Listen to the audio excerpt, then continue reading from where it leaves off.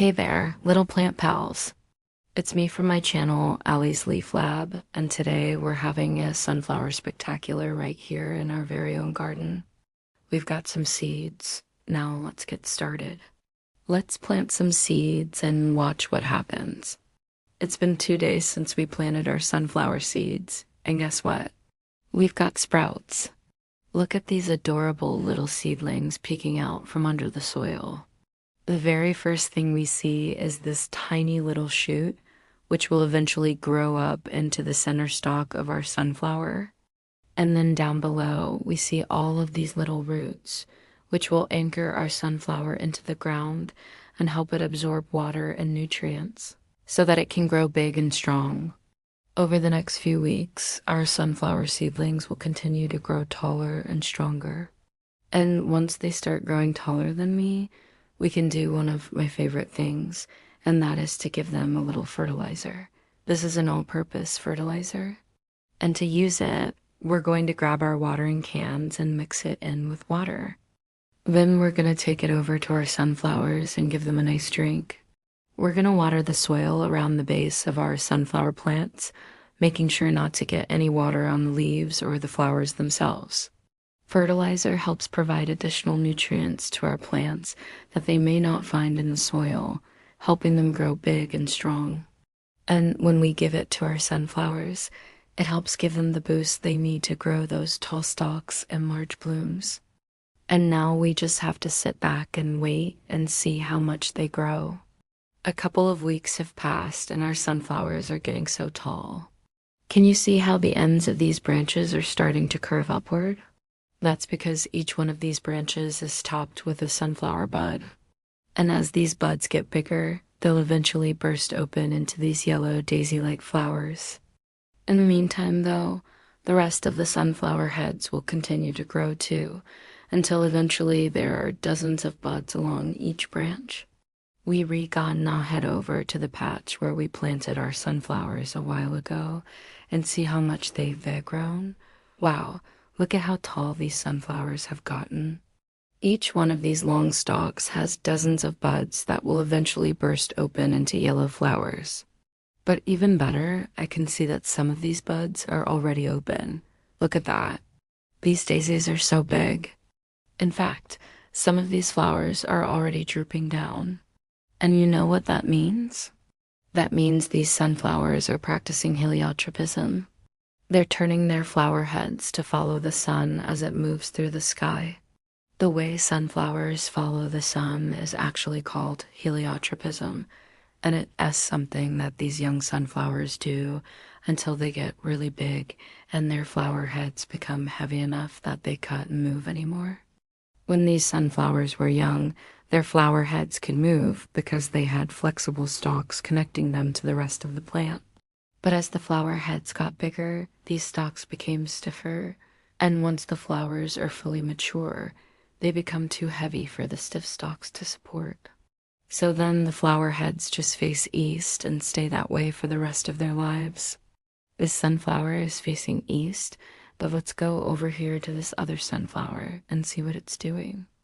This sunflower is facing almost directly south, which means it's following the sun as it moves higher in the sky. To follow the sun all day long, the sunflower moves at about 1 degree per hour. 1 degree might not sound like a lot, but that angle is important. By orienting its leaves and flower heads toward the sun at just the right angle, the sunflower is able to capture optimal amounts of sunlight, allowing them to produce lots of energy and grow tall and strong. As I watch this sunflower, I think I just saw its flower head move a tiny bit. Whoa, it's moving again. It looks like this sunflower is just about to start following the sun. Let's come back later in the day and see if it moved. Meanwhile, back at the lab, I've got an exciting project planned. Can you name that part of the sunflower? This is the part of the sunflower that will eventually become our snack. These are all packed full of sunflower seeds. Now all we have to do is wait for them to ripen. I can't wait to see how big they get. A couple of months have passed and our sunflowers are finally ready to harvest. Look how big and plump these flower heads are. These are so much fun to pick because they're so big and heavy. As I walk through the field, I can hear the sunflowers creaking and rustling in the wind, and I wonder what we're gonna find inside of these flowers. So far, I've only seen a few seeds that have started to fall out of the flower head, but to see what else is inside, I'm gonna cut off one of the flower heads and see what I can find. Inside, there are even more ripe seeds. These are the seeds that will eventually become delicious snacks for birds, squirrels, and humans. If you ask me, these seeds are pretty easy to pick out. All I have to do is run my fingers through the center of the flower head, and the seeds pop right out. Here's a really cool thing about sunflowers. They don't just attract us humans. Take a peek inside of this sunflower head, and you can see all kinds of critters that are attracted to these flowers too. Bees love to visit sunflowers because the nectar and pollen is a great source of food for them. And when they visit sunflowers to collect pollen, they end up transferring pollen to other flowers, which helps the sunflower grow more seeds. Not only that, but other pollinators like butterflies and even ants love to visit sunflowers. Now let's pull these seeds out of the flower head and put them into a bowl. There are hundreds of seeds in just one sunflower head. Imagine how many seeds we can get from an entire field of sunflowers. Now that we've harvested all of these sunflower seeds, I'd like to show you what we can do with them. We're gonna head into the kitchen and make a snack together.